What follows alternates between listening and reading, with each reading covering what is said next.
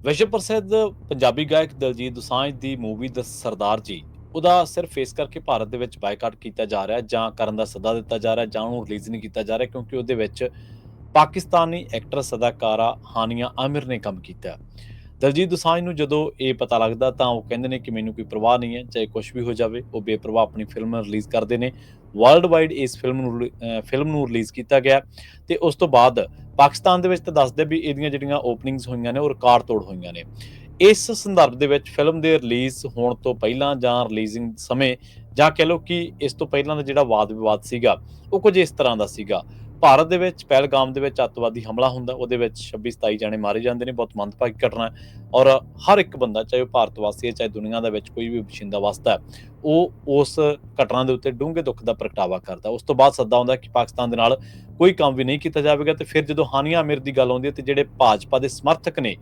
ਉਹ ਇਸ ਕਰਕੇ ਫਿਲਮ ਦਾ ਜਾਂ ਦਲਜੀਤ ਦੋਸਾਂਝ ਦਾ ਵਿਰੋਧ ਕਰਦੇ ਨੇ ਕਿਉਂਕਿ ਫਿਲਮ ਦੇ ਵਿੱਚ ਇੱਕ ਪਾਕਿਸਤਾਨੀ ਅਦਾਕਾਰ ਹੈ। ਮੈਂ ਕੁਝ ਘਟਨਾਵਾਂ ਤੁਹਾਡੇ ਨਾਲ ਜ਼ਿਕਰ ਕਰਨਾ ਚਾਹੁੰਦਾ, ਜਿਹੜੇ ਲੋਕ ਬਾਈਕਾਟ ਦਾ ਸੱਦਾ ਦੇ ਰਹੇ ਨੇ ਜਾਂ ਜਿਹੜੇ ਲੋਕ ਕਹਿ ਰਹੇ ਨੇ ਕਿ ਕੁਝ ਲੋਕ ਤਾਂ ਇੱਥੋਂ ਤੱਕ ਮੰਦਬੁੱਧੀ ਨੇ, ਕਹਿੰਦੇ ਨੇ ਕਿ ਇਹਦੀ ਜਿਹੜੀ ਭਾਰਤੀ ਨਾਗਰਿਕਤਾ ਉਹ ਰੱਦ ਕਰ ਦਿੱਤੀ ਜਾਣੀ ਚਾਹੀਦੀ ਹੈ। ਕਿਸ ਆਧਾਰ ਤੇ ਰੱਦ ਕਰ ਦਿੱਤੀ ਜਾਣੀ ਚਾਹੀਦੀ ਹੈ? 2008 ਦੇ ਵਿੱਚ ਭਾਰਤ ਦੀ ਸੰਸਦ ਦੇ ਮਾਫ ਕਰਨਾ ਤਾਜ ਹੋਟਲ ਤੇ ਹਮਲਾ ਹੁੰਦਾ, ਜਿਸ ਤੋਂ ਬਾਅਦ 2015 ਦੇ ਵਿੱਚ ਤਕਰੀਬਨ 7 ਸਾਲਾਂ ਬਾਅਦ ਭਾਰਤੀ ਪ੍ਰਧਾਨ ਮੰਤਰੀ ਨਰਿੰਦਰ ਮੋਦੀ ਪਾਕਿਸਤਾਨ ਦੀ ਨਾ ਸਿਰਫ ਸਰਪ੍ਰਾਈਜ਼ ਵਿਜ਼ਿਟ ਕਰਦੇ ਨੇ ਸਗੋਂ ਆਪਣੇ ਹਮਰੁਤਬਾ ਨਵਾਜ਼ ਸ਼ਰੀਫ ਦੇ ਨਾਲ ਵੀ ਗੱਲਬਾਤ ਕਰਦੇ ਨੇ। ਯਾਦ ਰਵੇ ਇਹ ਭਾਰਤੀ ਪ੍ਰਧਾਨ ਮੰਤਰੀ, ਕਿਸੇ ਵੀ ਭਾਰਤੀ ਪ੍ਰਧਾਨ ਮੰਤਰੀ ਦਾ ਉਸ ਹਮਲਿਆਂ ਤੋਂ ਬਾਅਦ ਪਹਿਲਾ ਦੌਰਾ ਸੀ। ਜਿਹੜੇ ਐਨਐਸਏ ਨੇ ਅਜੀਤ ਡੋਵਾਲ, ਉਹਨਾਂ ਦੇ ਕਿਸੇ ਸਮੇਂ ਉਹਨਾਂ ਦੇ ਉੱਤੇ ਐਲੀਗੇਸ਼ਨ ਲੱਗਦੇ ਰਹੇ ਕਿ 2017 ਦੇ ਵਿੱਚ ਕਾਂਗਰਸ ਨੇ ਕਿ ਉਹਨਾਂ ਦਾ ਜਿਹੜਾ ਪੁੱਤਰ ਦਾ ਸਾਂਝੀਦਾਰ ਹੈ, ਜਿਹੜਾ ਜੋਟੀਦਾਰ ਹੈ, ਉਹ ਪਾਕਿਸਤਾਨ ਦਾ ਹੈ। ਮਨਜਿੰਦਰ ਸਿਰਸਾ, ਜਿਹੜੇ ਭਾਜਪਾ ਦੇ ਆਪਣੇ ਆਪ ਨੂੰ ਬਹੁਤ ਵੱਡੇ ਲੀਡਰ ਕਹਿੰਦੇ ਨੇ, ਉਹਨਾਂ ਦੀਆਂ ਪਾਕਿਸਤਾਨ ਦੇ ਲੋਕਾਂ ਦੇ ਨਾਲ, ਖਾਸ ਤੌਰ ਤੇ ਜਿਨ੍ਹਾਂ ਨੂੰ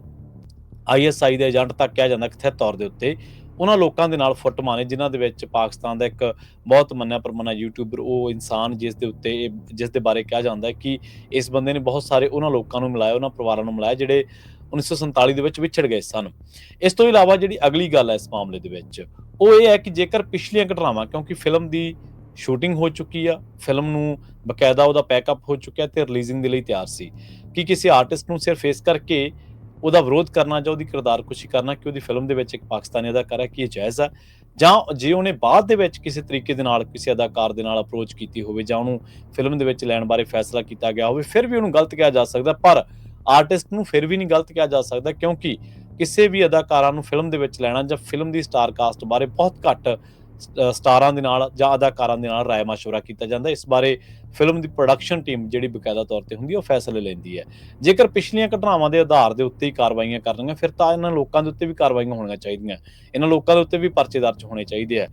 ਔਰ ਜਿਹੜੇ ਇਹਦੀ ਆੜ ਦੇ ਵਿੱਚ ਇਹ ਨਹੀਂਗਾ ਕਿ ਦਲਜੀਤ ਦੋਸਾਂਝ ਦੇ ਵਿੱਚ ਜਿਹੜੇ ਗੁਰੂ ਰੰਧਾਵੇ ਵਰਗੇ, ਮੀਕੇ ਵਰਗੇ ਉੱਠ ਕੇ ਜਾਂ ਬੀ ਪ੍ਰੈਕ ਵਰਗੇ ਉੱਠ ਕੇ ਉਹਦਾ ਵਿਰੋਧ ਕਰਨਗੇ ਤੇ ਉਹਦੇ ਹੱਕ ਦੇ ਵਿੱਚ ਕੋਈ ਨਹੀਂ ਉਤਰੂਗਾ। ਦਲਜੀਤ ਦੋਸਾਂਝ ਦੇ ਹੱਕ ਦੇ ਵਿੱਚ ਜੇਕਰ ਮੈਂ ਪੰਥਕ ਤੌਰ ਤੇ ਦੇਖਾਂ ਤਾਂ ਗਿਆਨੀ ਕੁਲਦੀਪ ਸਿੰਘ ਗੜਗੱਜ ਜੀ, ਜਿਹੜੇ ਕਿ ਕਾਰਜਕਾਰੀ ਜਥੇਦਾਰ ਨੇ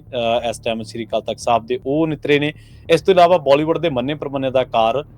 ਜਾਵੇਦ ਅਖਤਰ ਦੇ ਨਾਲ ਨਸੀਰੁੱਦੀਨ ਸ਼ਾਹ ਜਿਹੜੇ ਨੇ, ਜਾਵੇਦ ਅਖਤਰ ਇੱਕ ਮੰਨੇ ਪ੍ਰਮੰਨੇ ਲੇਖਕ ਨੇ। ਚੇਤਨ ਭਗਤ ਜਿਹੜੇ ਬਹੁਤ ਤਕੜੇ ਨੋਵਲਿਸਟ ਨੇ, ਉਹਨਾਂ ਨੇ ਹੱਕ ਦੇ ਵਿੱਚ ਬਿਆਨ ਦਿੱਤਾ ਹੈ। ਇਮਤਿਆਜ਼ ਅਲੀ ਜਿਹੜੇ ਮੰਨੇ ਪ੍ਰਮੰਨੇ ਰੌਕਸਟਾਰ ਵਰਗੀਆਂ ਫਿਲਮਾਂ ਦਾ ਨਿਰਦੇਸ਼ਨ ਕਰ ਚੁੱਕੇ ਨੇ ਡਾਇਰੈਕਟਰ, ਉਹਨਾਂ ਨੇ ਉਹਦੇ ਹੱਕ ਦੇ ਵਿੱਚ ਬਿਆਨ ਦਿੱਤਾ। ਇਸ ਤੋਂ ਇਲਾਵਾ ਸਿਆਸੀ ਤੌਰ ਤੇ ਦੇਖਿਆ ਜਾਵੇ, ਸਿਮਰਨਜੀਤ ਸਿੰਘ ਮਾਨ ਤੋਂ ਲੈ ਕੇ ਪ੍ਰਤਾਪ ਸਿੰਘ ਬਾਜਵਾ, ਸੁਖਜਿੰਦਰ ਰੰਧਾਵਾ ਤੋਂ ਲੈ ਕੇ ਭਾਜਪਾ ਦੇ ਬੁਲਾਰੇ ਆਰਪੀ ਸਿੰਘ ਜਾਂ ਹੌਬੀ ਧਾਲੀਵਾਲ ਵਰਗੇ ਲੋਕ, ਜਾਂ ਇਸ ਤੋਂ ਇਲਾਵਾ ਭਾਜਪਾ ਦੇ ਹੋਰ ਜਿਹੜੇ ਐਮਪੀ ਵਿਕਰਮਜੀਤ ਸਿੰਘ ਸਾਹਨੀ ਨੇ, ਉਹਨਾਂ ਨੇ ਦਲਜੀਤ ਦੇ ਹੱਕ ਦੇ ਵਿੱਚ ਬਿਆਨ ਦਿੱਤਾ ਹੈ। ਇਸ ਤੋਂ ਇਲਾਵਾ ਬਾਰਡਰ ਫਿਲਮ ਦੇ ਵਿੱਚ ਜਿਹੜੀ ਹਟਾਉਣ ਵਾਲੀ ਖਬਰ ਸੀ ਉਹ ਬਿਲਕੁਲ ਝੂਠੀ ਨਿਕਲੀ। ਉਸ ਖਬਰ ਬਾਰੇ ਪਤਾ ਲੱਗਿਆ ਕਿ ਉਹਦਾ ਕੋਈ ਤੱਥ ਆਧਾਰ ਨਹੀਂ ਹੈ। ਅਸਲ ਦੇ ਵਿੱਚ ਇਹਨਾਂ ਸਾਰੀਆਂ ਚੀਜ਼ਾਂ ਦੀ ਆੜ ਦੇ ਵਿੱਚ ਹੋ ਕੀ ਰਿਹਾ ਹੈ? ਹੋ ਇਹ ਰਿਹਾ ਹੈ ਕਿ ਇੱਕ ਸਰਕਾਰ ਜਿਹੜੀ ਕਿ ਮਿਨੋਰਟੀਜ਼ ਜਾਂ ਘੱਟ ਗਿਣਤੀਆਂ ਨੂੰ ਦਬਾਉਣ ਦੇ ਹਰ ਹੀਲਾ ਵਰਤ ਰਹੀ ਆ, ਉਹ ਸਰਕਾਰ ਦੇ ਵਿੱਚ ਇੱਕ ਪ੍ਰੋਪੇਗੈਂਡਾ ਚਲਾਇਆ ਜਾਂਦਾ, ਜਿਸ ਪ੍ਰੋਪੇਗੈਂਡੇ ਦੇ ਤਹਿਤ ਮਿਨੋਰਟੀਜ਼ ਦੇ ਵਿੱਚ ਆਉਂਦੇ ਲੋਕਾਂ ਨੂੰ ਟਾਰਗੇਟ ਕੀਤਾ ਜਾਂਦਾ, ਚਾਹੇ ਉਹ ਸ਼ੁਭ ਹੋਵੇ ਤੇ ਚਾਹੇ ਉਹ ਦਲਜੀਤ ਦੋਸਾਂਝ ਹੋਵੇ। ਜਦੋਂ ਇਹਨਾਂ ਲੋਕਾਂ ਦੀ ਗੱਲ ਆਉਂਦੀ, ਦਲਜੀਤ ਦੋਸਾਂਝ ਹਰ ਥਾਂ ਦੇ ਉੱਤੇ ਤਿਰੰਗਾ ਝੰਡਾ ਲੈ ਕੇ ਜਿਹੜਾ ਸਟੇਜ ਪਰਫਾਰਮ ਕਰਦਾ, ਉਹ ਕਹਿੰਦਾ ਕਿ ਮੈਂ ਹੂੰ ਪੰਜਾਬ। ਉਹ ਬੜੇ ਮਾਣ ਦੇ ਨਾਲ ਕਹਿੰਦੇ ਨੇ ਕਿ ਮੈਂ ਪੰਜਾਬੀ ਹਾਂ। ਪ੍ਰਧਾਨ ਮੰਤਰੀ ਦੇ ਨਾਲ ਉਹਨਾਂ ਦੀਆਂ ਫੋਟੋਆਂ ਨੇ ਔਰ ਇਹ ਮੁਲਾਕਾਤਾਂ ਮਨਜਿੰਦਰ ਸਿਰਸਾ ਦੇ ਨਾਲ ਮੁਲਾਕਾਤ ਤੋਂ ਬਾਅਦ ਦੀਆਂ ਮੁਲਾਕਾਤਾਂ ਦਾ ਇਹ ਸਿਲਸਿਲਾ ਚੱਲਦਾ ਆਪਾਂ ਦੇਖਿਆ। ਪਰ ਅਸਲ ਗੱਲ ਇਹ ਹੈ ਕਿ ਇਸ ਦੇਸ਼ ਦੇ ਵਿੱਚ ਜਿਹੜਾ ਕੋਈ ਬੰਦਾ ਘੱਟ ਗਿਣਤੀਆਂ ਤੋਂ ਆਉਂਦਾ, ਉਹਨੂੰ ਟਾਰਗੇਟ ਕਰਨਾ ਸੌਖਾ ਹੈ। ਇਸ ਦੇਸ਼ ਦੇ ਵਿੱਚ ਕਵਿਤਰੀ ਜੀ ਨੇ ਇਹ ਗੱਲ ਕਹੀ ਸੀਗੀ ਕਿ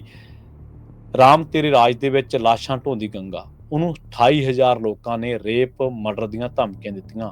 ਉਹ ਬੀਬੀ ਨੂੰ, ਸਿਰਫ ਇਸ ਕਰਕੇ ਕਿਉਂਕਿ ਉਹਨੇ ਮੋਦੀ ਦੀ ਆਲੋਚਨਾ ਕੀਤੀ ਸੀ।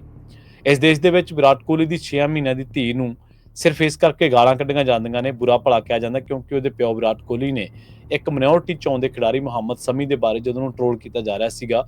ਤਾਂ ਉਸ ਟ੍ਰੋਲਿੰਗ ਨੂੰ ਰੋਕਿਆ ਸੀ, ਉਹਦੇ ਪੱਖ ਦੇ ਵਿੱਚ ਬਿਆਨ ਦਿੱਤਾ ਸੀਗਾ। ਇਸ ਦੇਸ਼ ਦੇ ਵਿੱਚ ਔਰਤਾਂ ਜਿੱਥੇ ਆਪਾਂ ਦੇਖਦੇ ਹਾਂ ਕਿ ਪੱਛਮੀ ਬੰਗਾਲ ਦੇ ਵਿੱਚੋਂ ਇੱਕ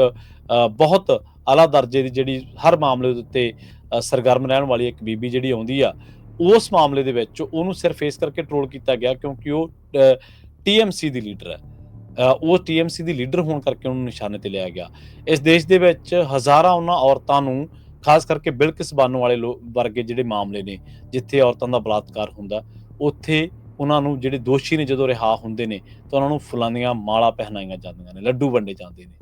ਇਸ ਦੇਸ਼ ਦੇ ਵਿੱਚ ਦਲਜੀਤ ਵਰਗੇ ਲੋਕ ਜਿਹੜੇ ਆਰਟਿਸਟ ਨੇ ਤੇ ਜਿਹੜੇ ਪੂਰੀ ਦੁਨੀਆ ਦੇ ਵਿੱਚ ਆਪਣੀ ਪਛਾਣ ਨੂੰ ਲੈ ਕੇ, ਆਪਣੀ ਕਲਾਕਾਰੀ ਨੂੰ ਲੈ ਕੇ ਪ੍ਰਸਿੱਧੀ ਫੈਲਾਉਂਦੇ ਨੇ, ਭਾਰਤ ਦਾ, ਪੰਜਾਬ ਦਾ, ਪੰਜਾਬੀਅਤ ਦਾ ਨਾਂ ਉੱਚਾ ਕਰਦੇ ਨੇ, ਉਹਨਾਂ ਨੂੰ ਸਿਰਫ ਇਸ ਕਰਕੇ ਟ੍ਰੋਲ ਕੀਤਾ ਜਾਂਦਾ ਕਿਉਂਕਿ ਉਹਨਾਂ ਦੀ ਫਿਲਮ ਦੇ ਵਿੱਚ ਇੱਕ ਅਦਾਕਾਰਾ ਕੰਮ ਕਰ ਚੁੱਕੀ ਹੈ ਜਿਹੜੀ ਕਿ ਪਾਕਿਸਤਾਨ ਮੂਲ ਦੀ ਹੈ। ਇਹ ਤਾਂ ਰਹੀਆਂ ਉਹ ਗੱਲਾਂ ਜਿਨ੍ਹਾਂ ਦੇ ਵਿੱਚ ਬੀਤੇ ਸਮੇਂ ਦੀਆਂ ਕੁਝ ਮਿਸਾਲਾਂ ਤੁਹਾਨੂੰ ਦਿੱਤੀਆਂ ਨੇ। ਇਸ ਟਾਈਮ ਜਦੋਂ ਆਪਾਂ ਗੱਲ ਕਰ ਰਹੇ ਹਾਂ, ਆਉਣ ਵਾਲੇ ਸਮੇਂ ਦੇ ਵਿੱਚ ਕਈ ਮੈਚ ਹੋਣ ਜਾ ਰਹੇ ਨੇ। ਬੀਬੀਆਂ ਦੇ ਵਰਲਡ ਕੱਪ ਦੇ ਮਾਮਲੇ ਦੇ ਵਿੱਚ ਕੁਝ ਖੇਡਾਂ ਹੋਣ ਜਾ ਰਹੀਆਂ ਨੇ ਜਿਹਦੇ ਵਿੱਚ ਭਾਰਤ ਪਾਕਿਸਤਾਨ ਦਾ ਮੈਚ ਹੋਣਾ ਹੈ। ਜੇਕਰ ਜਿਹੜੀਆਂ ਚੀਜ਼ਾਂ ਵਾਪਰ ਗਈਆਂ ਨੇ ਉਸ ਤੋਂ ਬਾਅਦ ਵਿਜ਼ਿਟ ਕਰਨ ਵਾਲੇ ਲੋਕਾਂ ਦੇ ਉੱਤੇ ਕੋਈ ਪਰਚਾ ਨਹੀਂ, ਕੋਈ ਉਹਨਾਂ ਦੀ ਟ੍ਰੋਲਿੰਗ ਨਹੀਂ, ਜੇਕਰ ਉੱਧਰ ਜਾ ਕੇ ਫੋਟੋਆਂ ਖਿਚਾਉਣ ਵਾਲੇ ਕੁਝ ਲੋਕਾਂ ਦੇ ਨਾਲ ਟ੍ਰੋਲਿੰਗ ਨਹੀਂ, ਕੁਛ ਨਹੀਂ, ਜੇਕਰ NSA ਦੇ ਮੁੰਡੇ ਦਾ ਹਿੱਸੇਦਾਰ ਪਾਕਿਸਤਾਨੀ ਹੋ ਸਕਦਾ ਤੇ ਇੱਕ ਮਾਮਲੇ ਤੋਂ ਪਹਿਲਾਂ ਪੈਕ ਹੋ ਚੁੱਕੀ ਫਿਲਮ ਜਿਹੜੀ ਕਿ ਸ਼ੂਟ ਹੋ ਚੁੱਕੀ ਹੈ, ਪੈਕ ਹੋ ਚੁੱਕੀ ਹੈ, ਫਿਰ ਉਸ ਮਾਮਲੇ ਦੇ ਵਿੱਚ ਉਸ ਅਦਾਕਾਰ ਨੂੰ ਕਿਉਂ ਟਾਰਗੇਟ ਕੀਤਾ ਜਾ ਰਿਹਾ? ਤੇ ਜੇਕਰ ਭਾਰਤੀ ਕ੍ਰਿਕਟ ਟੀਮ ਜਾਂ ਉਸਦੇ ਮੈਚ ਜਾਂ ਸ਼ੁਕੈਸ਼ ਦੇ ਕੁਝ ਮੈਚ ਹੋ ਸਕਦੇ ਨੇ ਪਾਕਿਸਤਾਨ ਦੇ ਵਿੱਚ, ਤੇ ਫਿਰ ਉਧਰ ਦੀ ਅਦਾਕਾਰਾ ਦੇ ਵਿੱਚ ਜਿਹੜੀ ਫਿਲਮ ਦੇ ਵਿੱਚ ਕੰਮ ਕਰ ਰਹੀ ਹੈ, ਫਿਰ ਉਹਨੂੰ ਟਾਰਗੇਟ ਕਿਉਂ ਕੀਤਾ ਜਾ ਰਿਹਾ? ਸੋ ਇਸ ਪੂਰੇ ਮਾਮਲੇ ਦੇ ਵਿੱਚ ਦਲਜੀਤ ਦੋਸਾਂਝ ਹੀ ਟਾਰਗੇਟ ਤੇ ਕਿਉਂ, ਇਹ ਇੱਕ ਵੱਡਾ ਸਵਾਲ ਆ, ਜਦਕਿ ਉਹਦੇ ਪੱਖ ਦੇ ਵਿੱਚ ਨਿੱਤਰਨ ਵਾਲੇ ਲੋਕਾਂ ਦੀ ਵੀ ਜਿਹੜੀ ਆ ਵੱਡੀ ਗਿਣਤੀ, ਜਿਹਦੇ ਵਿੱਚ ਭਾਜਪਾ ਦੇ ਲੋਕ ਨੇ, RP ਸਿੰਘ, ਵਿਕਰਮਜੀਤ ਸਿੰਘ ਸਾਹਨੀ ਵਰਗੇ ਲੋਕ ਨੇ, ਉਹ ਬਾਲੀਵੁੱਡ ਦੇ ਵਿੱਚ ਬੜੇ ਲੰਬੇ ਅਰਸੇ ਤੋਂ ਰਾਜ ਕਰ ਰਹੇ ਨਸੀਰੁੱਦੀਨ ਸ਼ਾਹ ਵਰਗੇ ਲੋਕ ਨੇ, ਜਾਵੇਦ ਅਖਤਰ ਵਰਗੇ ਲੋਕ ਨੇ,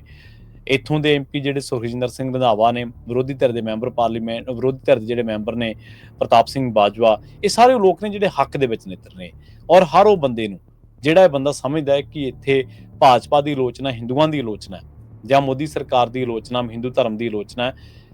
ਇਹ ਸਮਝਾਉਣ ਦੇ ਲਈ ਕਿ ਇਹ ਜਿਹੜੇ ਨੇ ਇਹਨਾਂ ਦੀ ਆਲੋਚਨਾ ਨਹੀਂ ਹੈ ਅਸਲ ਦੇ ਵਿੱਚ। ਔਰ ਜਿਹੜੇ ਲੋਕ ਮਿਨੋਰਟੀਜ਼ ਦੇ ਆਉਂਦੇ ਨੇ ਉਹਨਾਂ ਨੂੰ ਟਾਰਗੇਟ ਕੀਤਾ ਜਾਂਦਾ, ਖਾਸ ਤੌਰ ਤੇ ਉਹਨਾਂ ਦੇ ਹੱਕ ਦੇ ਵਿੱਚ